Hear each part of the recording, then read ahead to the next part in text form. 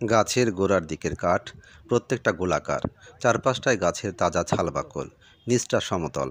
মাংস কাটার কাজে ব্যবহার করা হয় এই কাঠ। স্থানীয় ভাষায় যাকে বলা হয়ে থাকে খাটিয়া।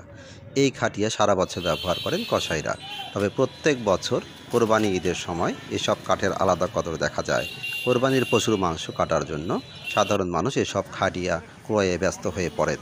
খাটিয়ার দোকানে ক্রেতারা দরদাম করছেন, দাম মিলে গেলে ক্রয় করে নিয়ে যাচ্ছেন।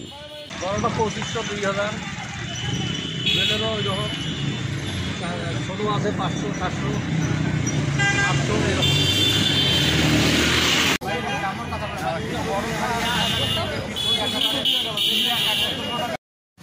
তেঁতুলের বড়টা আমার 1600, 1800, আর পেঁয়াজ আছে 500, 600, আর তেঁতুলের ছোটো খাটিয়া আছে 400, 500, 300, 200, এই সাইজের আমরা বেচতেছি। লালবাগ, রংপুর থেকে সাজেদুল করিম, সত্যের কণ্ঠ 24.com।